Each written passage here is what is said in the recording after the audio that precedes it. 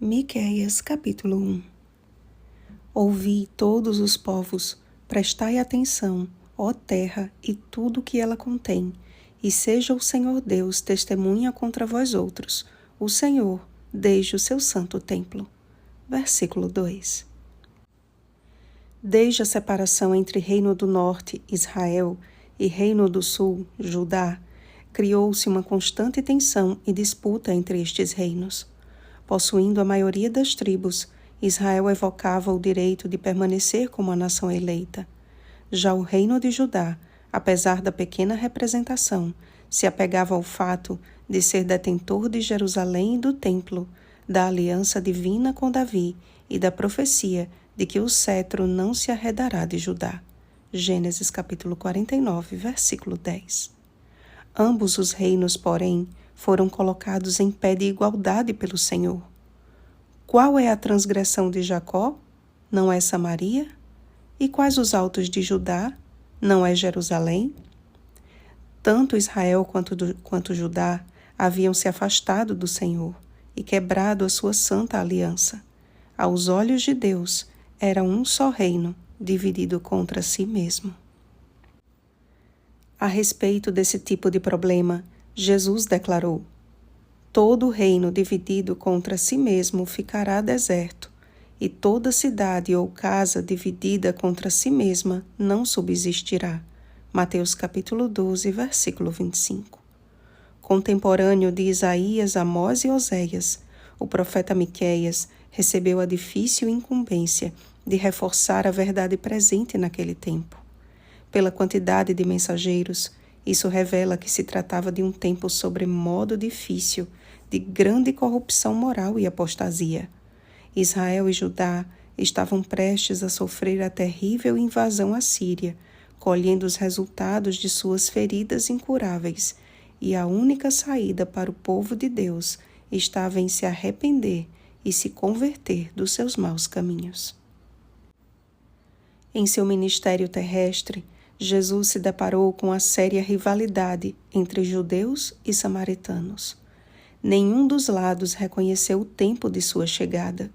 Nenhum estava preparado para receber aquele que veio para proclamar e confirmar o único reino que subsistirá para sempre.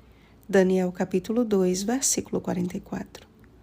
Junto à fonte de Jacó, João capítulo 4, versículo 6, Jesus assentou-se a fim de declarar ao público de uma só mulher uma verdade que nos alcança com o infalível poder de sua palavra.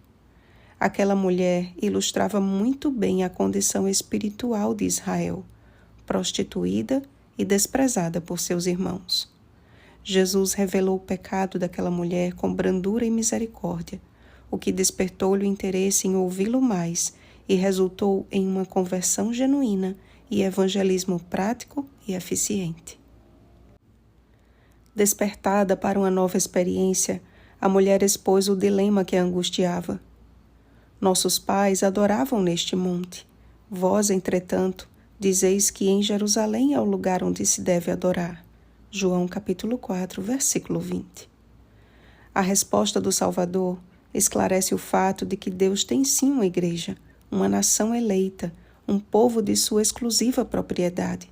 1 Pedro capítulo 2, versículo 9. Mas que o Pai está procurando e recolhendo como seu precioso trigo. Mas vem a hora, e já chegou, em que os verdadeiros adoradores adorarão o Pai em espírito e em verdade, porque são estes que o Pai procura para seus adoradores. João capítulo 4, versículo 23. Esta verdade continuará viva em seus efeitos, até que do céu brade a ordem. Chegou a hora de ceifar, visto que a seara da terra já amadureceu. Apocalipse capítulo 14, versículo 15. Eu creio que já está mais do que claro, no que estudamos nas Escrituras até agora, que cada mensagem de juízo divino era acompanhada pela essência do caráter de Deus, que é o amor. Vemos isso claramente, por exemplo, nos livros dos contemporâneos de Miqueias. O livro de Isaías começa com a mensagem de juízo e termina com a mensagem de esperança. O livro de Amós inicia com uma ameaça e termina com a promessa da restauração. O livro de Oséias começa revelando a infidelidade do povo e é encerrado com promessas do perdão divino. Veremos que não é diferente no livro de Miqueias. Começamos estudando uma mensagem de juízo e terminaremos com um dos mais lindos textos sobre o perdão, a fidelidade e a misericórdia de Deus. Estamos vivendo em tempos decisivos e emprestados, amados. É a experiência pessoal com Deus, através de uma vida de comunhão diária com Ele, que resulta em obediência às verdades que nos levam a conhecê-lo. E muitas vezes, situações adversas são permitidas, a fim de moldar o nosso caráter e nos fazer enxergar, ainda que palidamente, quem de fato Deus é.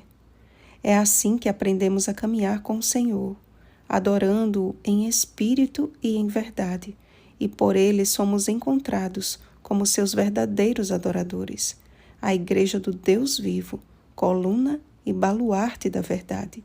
1 Timóteo capítulo 3, versículo 15. Portanto, não fique chateado ou chateada se por algum meio a repreensão lhe alcançou, pois aquele que nos convence do pecado é o mesmo que nos consola, o Consolador, o Espírito Santo. Ele deseja purificar o nosso coração com o amor de Deus, a fim de fazer dele a morada de Cristo. Prossigamos, pois, em conhecer ao Senhor, através de mais este livro inspirado.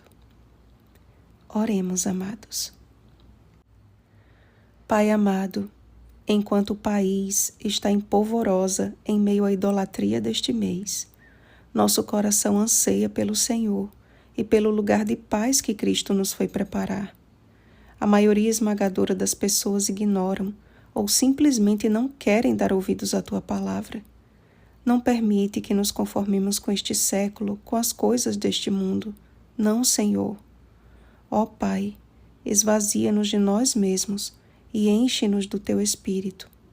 Logo o Senhor sairá do seu lugar e descerá. Capacita-nos, te suplicamos, para darmos o alto clamor. E volta logo, nosso Deus. Nós te amamos. Em nome de Jesus. Amém. Vigiemos e oremos. Bom dia, Igreja do Deus vivo. Oremos pelo batismo do Espírito Santo. Oremos uns pelos outros. Rosana Garcia Barros.